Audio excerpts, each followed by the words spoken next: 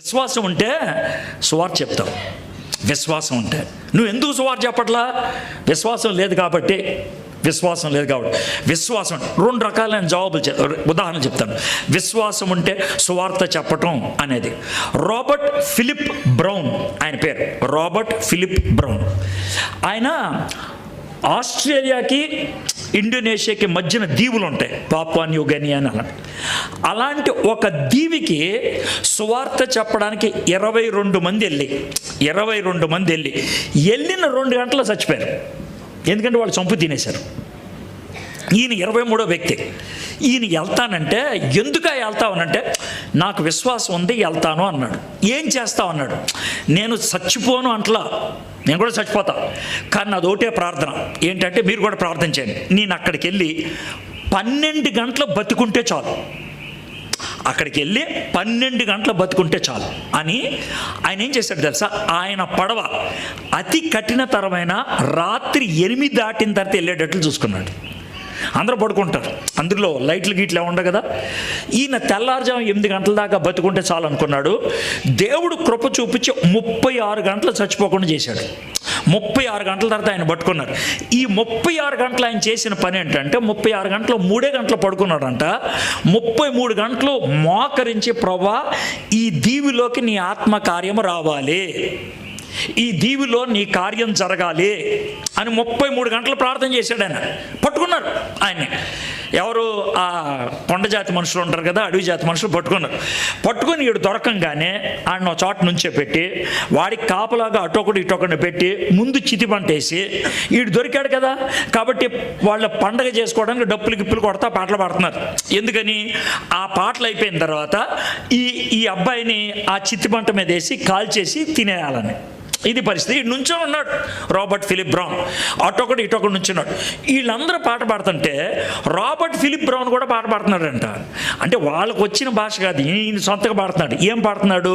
All to Jesus I surrender, నా సమస్తము దేవునికే సమర్పించరు అని పాడుతున్నాడు. పాడుతూ ఉంటే ఇటు ఉంటాడే, వాళ్ళిద్దరికి అర్థం కాలేదంట. అరే వీళ్ళు మా వాళ్ళు పాటలు పాడుతున్నారంటే ఒక అర్థం ఉంది, ఈడు బిర్యానీ, ఈడు పాట పాడతాం ఏంటే? వాళ్ళకి అర్థం కాక నోర్మి అంటే ఆడి భాష అర్థం కాక ఈయన పాడుతున్నాడు. ఆడ భాషలో నోర్మి అన్నాడు, ఇంకేం అర్థం అవుద్ది? ఇక తట్టుకోలేక ఈ పక్కన ఉన్న దొంగడు ఏం చేశాడంటే, ఆ జాతి మనిషి నాలిక బయటికి లాగే కొరుక్కు తినేశాడు. ఇంత ముక్క నాలుగు కొరికేశాడు. వీడు పాడతాం మానేస్తాడని. రక్తం అంతా కారుతా ఉంది, అయినా పట్టించుకోకుండా అని పాడుతున్నాడు. ఈయన ఇంకా యువతలోడికి కోపం వచ్చి ఇక్కడంతా కారిన రక్తాన్ని నాకేశాడు. వీళ్ళిద్దరూ ఏంట్రయ్యుడు, వీటికి నాలుగు కొరికేసినా కూడా రక్తం కారుతున్నా కూడా ఏం పాడుతున్నాడు అనేసి అర్థం కాకుండా పక్క తీసుకెళ్లారు. తర్వాత ఏం జరిగిందో మనకు తెలియదు, కానీ విషయం ఏంటి చెప్పమంటారా?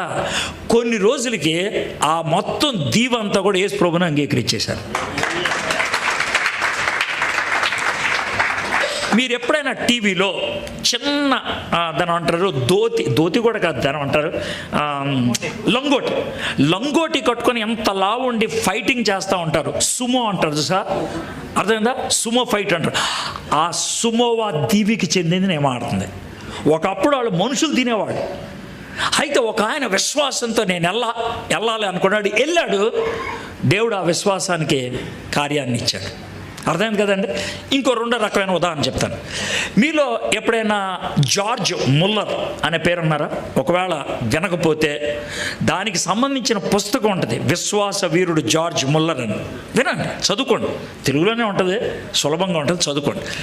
విశ్వాస వీరుడు అని ఎందుకు అన్నారంటే, ఒక చిన్న ఎగ్జాంపుల్ చెప్తాను ఆయన విశ్వాసం ఎంత గొప్పగా ఉంటుందని. అయితే ఆయనకి ఈ అనాథ ఆశ్రమం ఉంది. ఒకరోజు అనాథ ఆశ్రమంలో మొత్తం బియ్యం ఇవన్నీ అయిపోయింది. మధ్యాహ్నం దాకా గడిచింది.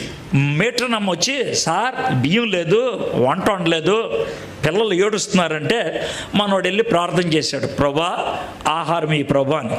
మరి దేవుడు ఏం చెప్పాడో ఎలా చెప్పాడో తెలియదు, కానీ లేచి వచ్చి, అమ్మా మేట్రనమ్మ పొయ్యి మీద డేక్షా పెట్టంటే ఒక అర్థం ఉండేది. ఆయన అలా అనలా, పిల్లలందరినీ ప్లేట్లు తీసుకొని కడుక్కొని కూర్చోమన్నాడంట.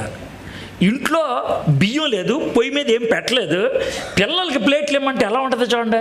ఈవిడ విచిత్రంగా వచ్చి ప్లేట్లు ఇమ్మా అని అంటే ఆవిడ ఏమనలేక సరే పిల్లల్ని ప్లేట్లు తీసుకోమంటే వాళ్ళు ఏమనుకున్నారు, మనకేదో భోజనం వచ్చిందేమో కానీ ఫుల్ హడావుడిగా ప్లేట్లు తీసుకొని వాళ్ళు సంతోషంగా ఓ పాట పాడి ప్రార్థన చేయటం వాళ్ళకి అలవాటు కాబట్టి ప్రార్థన చేస్తున్నారంట.